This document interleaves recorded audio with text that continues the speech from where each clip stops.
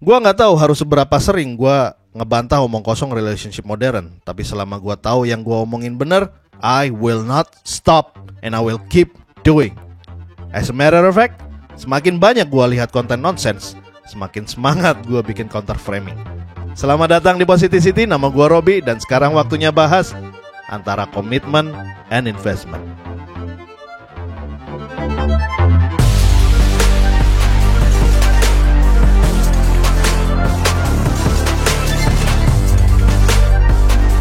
Sebelum masuk ke pembahasan utama, gue mau puterin dulu satu klip dari TikTok yang kemarin viral sampai penontonnya 2,5 juta nih, tentang diskusi financial topic in relationship. Video ini diposting oleh akun Yasmin Jamal. For your information ya, dia ini public figure kelahiran 1984, jebolan salah satu beauty pageant 2019. Umurnya sekarang berarti 39. Coba kita play dulu. I just got back home from a date. Ini ceritanya masih fresh banget, makeupnya aja masih nempel, belum gue hapus. Berhubung lagi pada rame ngomongin tentang finansial sebelum nikah, sempat gue bahas juga nih sama cowok yang gue baru ketemuin tadi.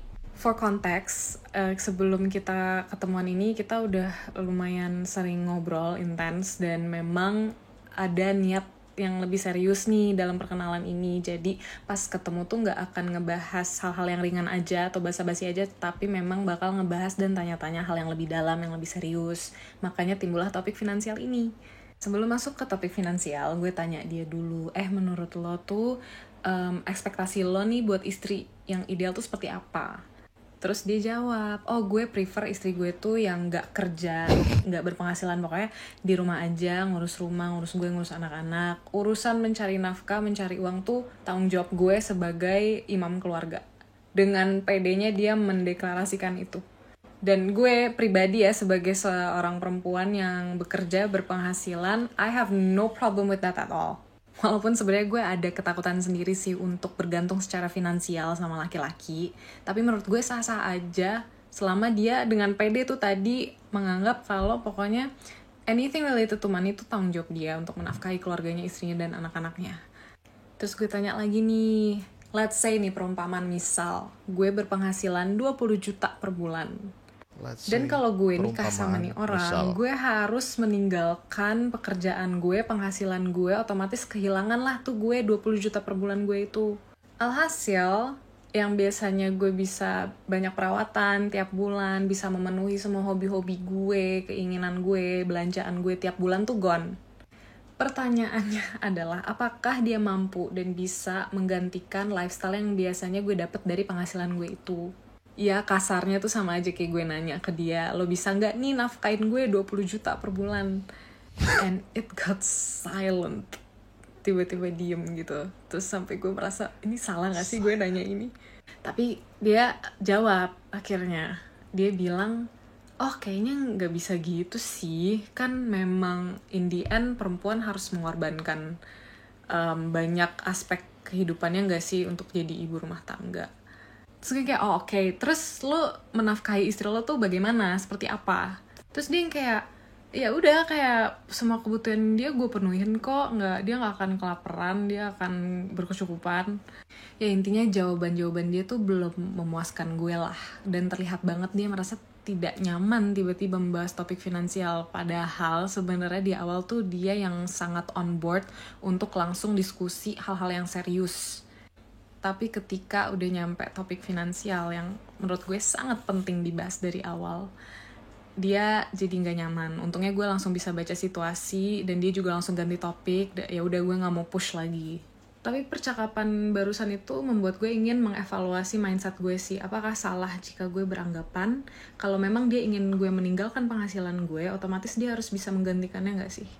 Karena gue sebenarnya beranggapan ketika sudah menikah nanti gue pengennya upgrade lifestyle, dan sepertinya saat ini baru possible kalau memang gue masih bekerja, jadi kayak double income gitu kan. Atau memang ada perempuan di luar sana yang mau mengorbankan lifestyle-nya untuk menjadi ibu rumah tangga, tapi sayangnya gue belum bisa memposisikan diri gue di situ sih. So, in conclusion, gue sangat menyarankan untuk para pasangan di luar sana yang baru mau lanjut nih ke jenjang yang lebih serius untuk membahas hal-hal yang lebih dalam lagi, salah satunya tentang finansial. Karena kalau ternyata kalian gak align dan baru tahu di akhir, itu bakal ribet banget sih. Oke.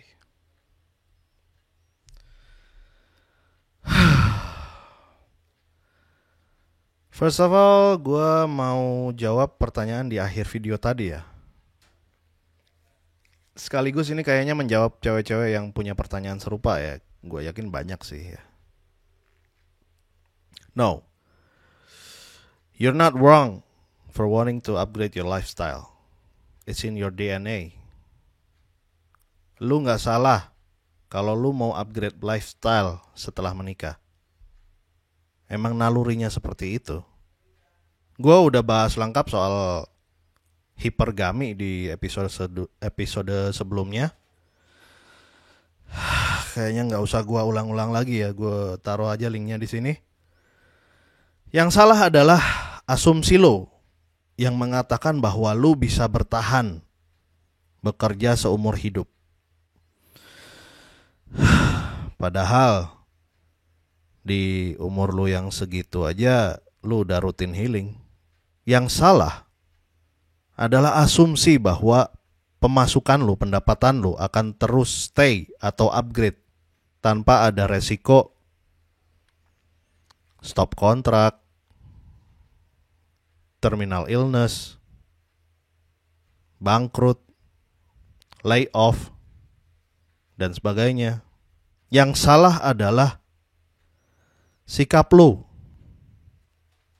yang membebankan asumsi penghasilan konstan itu kepada cowok yang menawarkan diri untuk menghidupi lu selamanya. Walaupun di sisi lain gue juga gak setuju-setuju amat sih sama jawaban dari cowok yang ngedate sama lu. Kelihatannya sih nih cowok gak punya banyak pengalaman ngobrol sama cewek ya. Which is, yang artinya dia gak punya banyak mantan. Yang artinya dia lebih fokus sama pekerjaannya. Yang artinya dia punya potensi bisa jadi suami yang baik dan bertanggung jawab. And you turn that option down dengan perspektif bahwa dia harus mengganti gaji lo seumur hidup. Ini contoh di mana generasi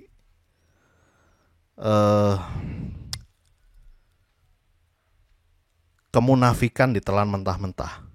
Di mana cewek bebas berekspektasi bahwa nafkah pernikahan harus setara atau lebih tinggi dari standar gaji dia saat itu.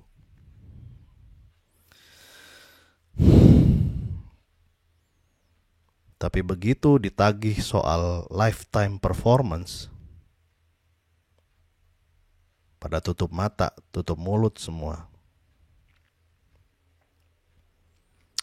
Gini deh ya, dengan analogi yang sama, kalau lu pengen menuntut gaji seangka itu seumur hidup, apakah performa lu sebagai istri bisa serajin di tempat kerja?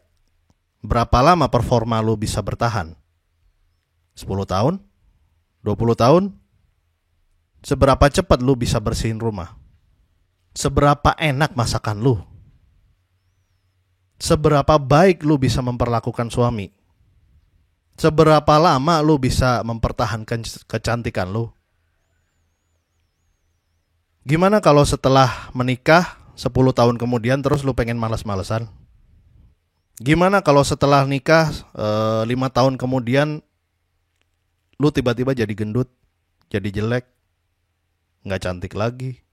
Apakah lo siap, bersedia dipecat jadi istri?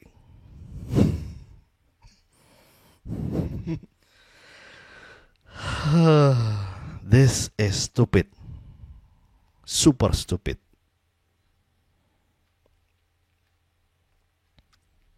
Sekarang kita breakdown satu persatu ya.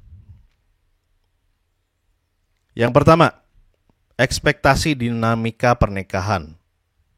Di sini aja kita udah bisa bilang kalau mereka nggak cocok ya. Cowoknya pengen dia full time housewife, dianya pengen tetap kerja. Bro, you can get someone younger, purer, more beautiful than her. Pick better.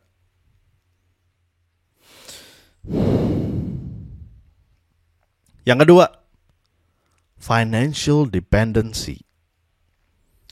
Di video ini dia bilang tadi kan udah 3 kali ya. Let's say perumpamaan misalnya, apakah beneran income dia 20 juta per bulan? Nobody knows. Yang jelas dia sebutin di situ income-nya habis tiap bulan untuk macam-macam perawatan, jalanin hobi-hobi dia, keinginan dia, belanja-belanja dia.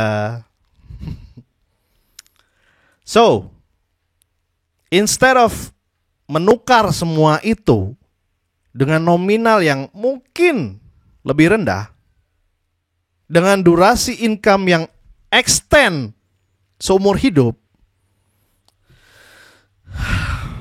ditambah safety insurance, dia memilih 20 juta per bulan yang entah cuma bertahan berapa tahun. Good luck with that. Yang ketiga, prinsip ekonomi, scarcity, kelangkaan.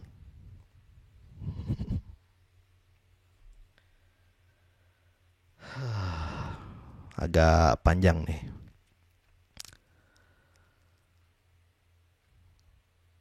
Kita bahas dari video dia yang lain dulu ya. Tentang requirement, prasyarat. By the way, dia juga bikin video tentang ini. Coba kita play dulu. I actually have a list, namanya premarital discussion. Ini adalah pertanyaan-pertanyaan yang wajib gue tanya dan diskusikan sama pasangan gue nanti sebelum gue decide apakah gue akan settle down sama dia atau enggak. Disclaimer dulu, gue itu bukan relationship expert atau seseorang yang berpengalaman di bidang psikologi ya. Ini semua pertanyaan yang gue buat personal buat kepentingan gue sendiri. Jadi mungkin buat kalian yang berada di bidang ini bisa lebih tahu lah apakah pertanyaan ini tuh sebenarnya relevan atau tidak. Yang pertama adalah religion. Gue perlu tahu seberapa taat dia. Yang pertama, yang kedua sampai 11.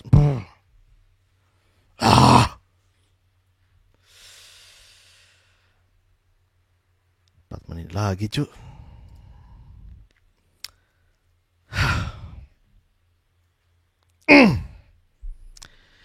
It hurts my head so bad ngelihat daftar prasyarat yang segitu panjangnya. Dan dia bisa dengan santainya nyebutin satu persatu. Unbelievable. Dia dari 11 poin itu aja dia bisa breakdown jadi ratusan pertanyaan tuh. Do you eat pork? Do you have sex before marriage? What's your expectation from me? What do you want me to do? What if I gain weight after birth? After giving birth? Do you want me to clean your house? What if we have a fight? How many kids do you want? Can you cook for me? Will you still loyal to me? Shut up. Ibaratnya gini ya. Lu diundang naik ke kapal orang nih. Hey, naik kapal gua yuk, kita berlayar. Terus lu dengan lancang berani-beraninya lu ngatur-ngatur nahkoda gitu.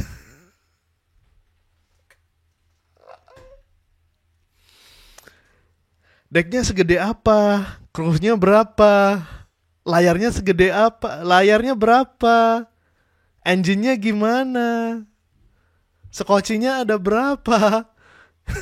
Nanti kalau ada ombak gimana? Aku boleh ikut nyetir nggak? Nanti aku turunin jangkar ya.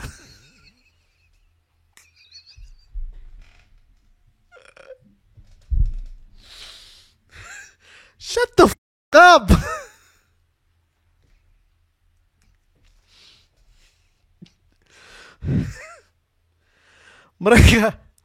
Mereka yang udah jadi kapten kapal nggak akan ada waktu buat ngejelasin semua itu. Karena mereka tahu spesifikasi kapal mereka. Mereka yang bangun sendiri dari awal. Lu kalau mau naik, ayo. Kalau enggak, ya udah. Kalau lu pengen punya kapal sendiri, silakan. Kalau lu mau bangun kapal sendiri bareng cowok lain, oke, silahkan. Bangun dari awal. Lu bisa atur tuh. Decknya mau segimana, sistem navigasinya serumit apa, pakai engine yang model gimana, mau bawa berapa kru, mau bawa berapa meriam, dan sebagainya. Lu atur sendiri tuh. Lu bangun dari awal.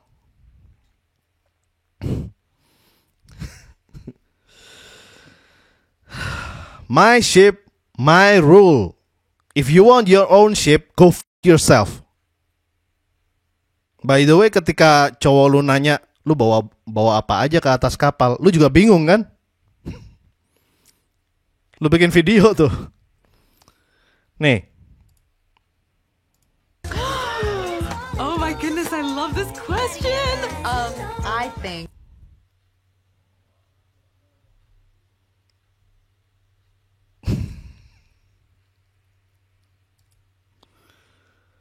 Iya. Videonya sependek itu, nggak gua potong-potong tuh. Bayangin.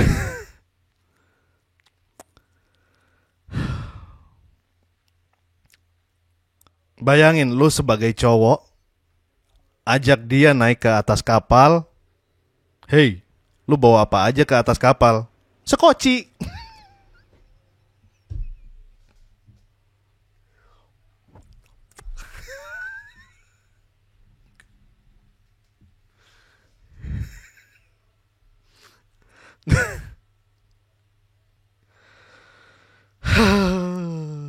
Lu udah bisa simpulin sendiri lah ya.